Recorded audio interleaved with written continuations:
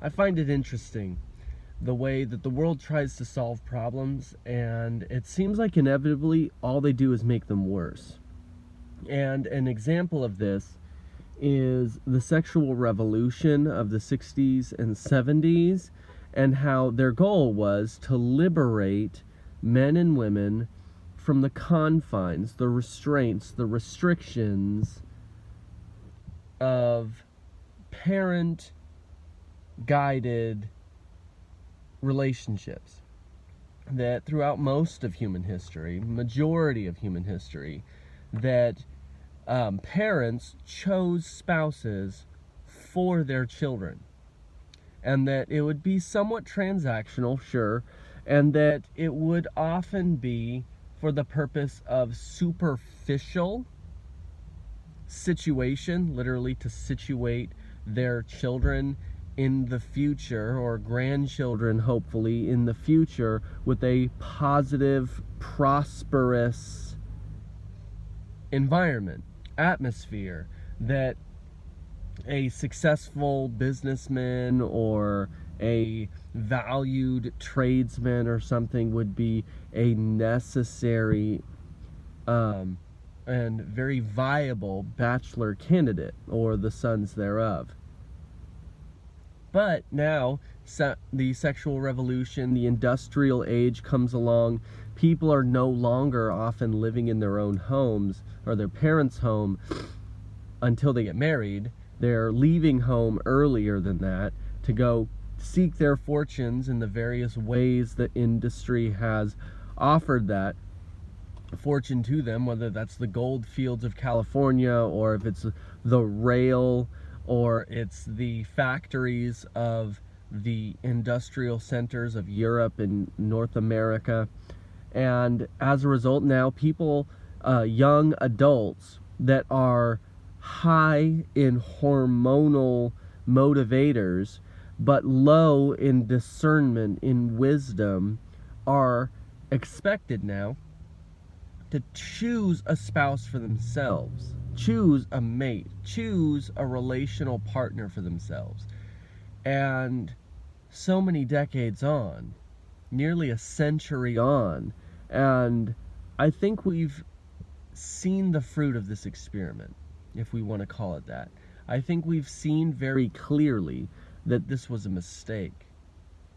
That when you look at research and data that's coming from like American Family Research Center, or the CDC, or Britain's National Health Service, or things of this, what they're tracking is loneliness.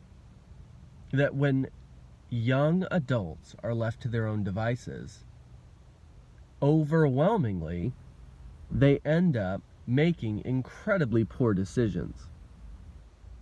Unwise decisions, selfish decisions, hormonally driven decisions that simply don't actually benefit them in the long run.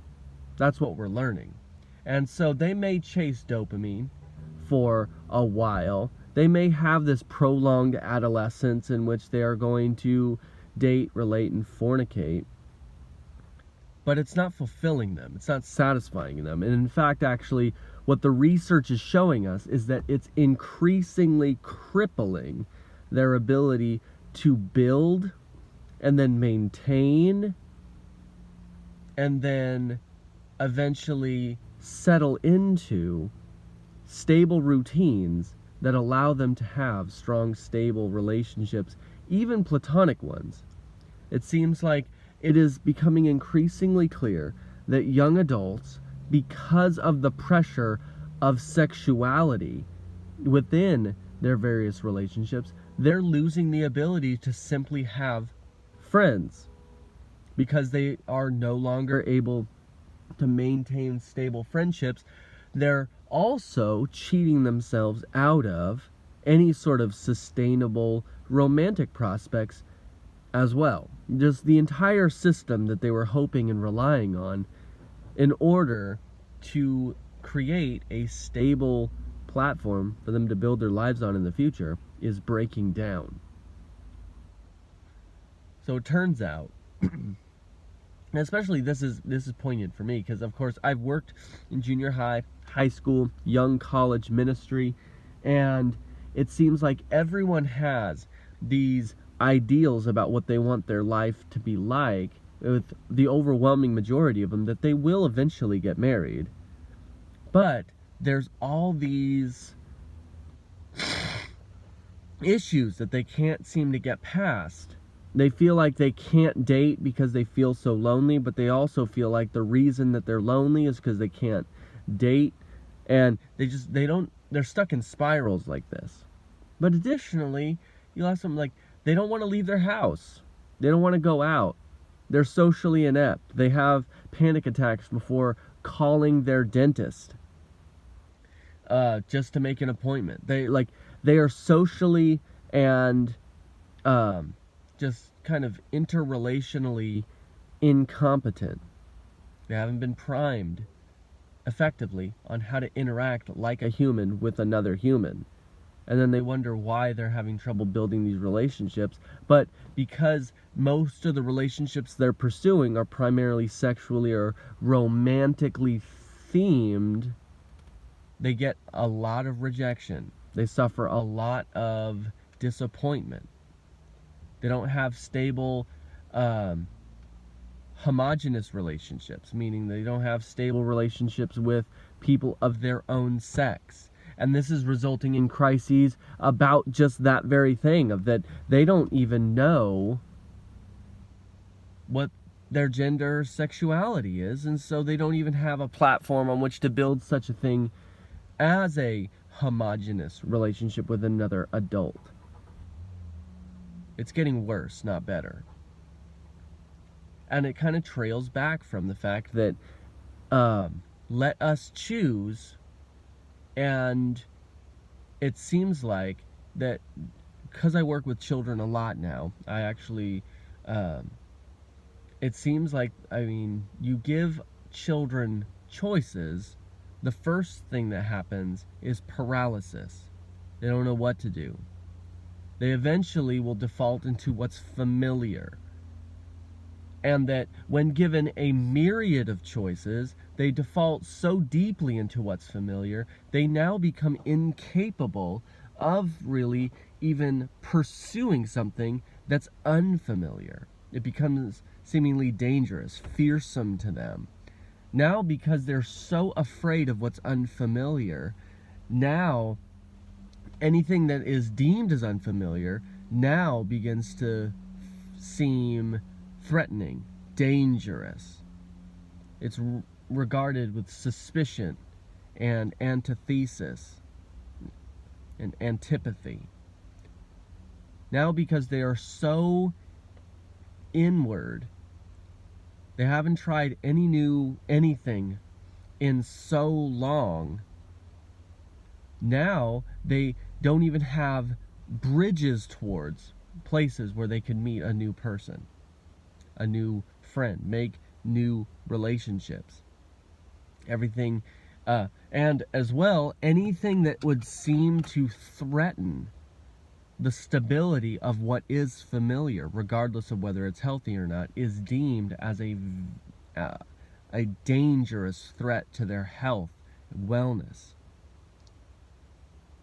So now they spend all of their time scratching and clawing after nostalgia in order to have what they once had. Cartoons. This is why you see the t-shirts all of a sudden starting to reemerge of 90s, early 2000s nostalgia, because it's familiar. They know what it is. They watch the same shows, they listen to the same songs, they follow the same artists. Well, the thing is, humans are humans, and so a lot of those same artists, a lot of those same shows, when you rewatch them now, you begin to realize how problematic they were, but we didn't realize it back then because we weren't paying attention to the same details about things as we are now. And so now it's becoming an issue of the things that you used to like, they're actually unacceptable. They're actually racist. They are actually sexist. They're all these things. And so now there's this pressure. You have to forsake the things that you love in order to remain socially viable. But now there's a crisis. Do I want to be socially viable, or do I want to be comfortable with my nostalgia? And it seems like, for the most part, our society, especially young adults, what they're choosing is they would rather be safe in their nostalgia than socially viable, which is leading to more isolation, more insulation, less connectedness. So here's the question. What do we do now? Because I think it's pretty, the Bible itself says man was not meant to be alone. That it's not good for man to be alone.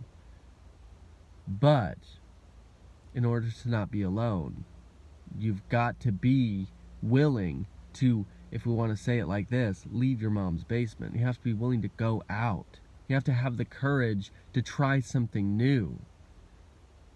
And I think a lot of the Christian and just the theology of Christianity is a lot of that. When you read through the Bible, there's a lot of go and I'll show you. Do you trust God enough to let him go? Let him tell you to go and I'll show you. Because if you don't, you're going to have a lot of trouble in all of your other relationships as well. You're going to have a lot of difficulty maintaining a relationship with a woman, with children, because a lot of your relationships with other humans is go and we'll find out. You don't get to know what the ending is before you begin. So do you trust God enough to place your relationships and willing to sacrifice, let's say, things like tradition and nostalgia in order for God to lead you into a new place where you could potentially meet some people? Like, for instance, the church, which, if you didn't know, is an uncomfortable place full of broken people that often is stained with the damage that comes from overly pursuing tradition and nostalgia and overly pursuing the novel and the sexy and the young and so forth. Are you willing to trust God enough with your relationships to say, I know older people and I know that they're wiser than I am, and I'm willing to let them choose for me a good spouse? Maybe set me up on a blind date. Are you willing to do that? Because if you're willing to take steps like that, I guarantee God will bless you with some very strong, stable relationships, and that in the process, you'll learn some new things about Him and His very nature itself you didn't know before. Are you willing to trust God? Because if you're willing to trust God, He has an adventure for you that won't always be comfortable, but will always be rewarding.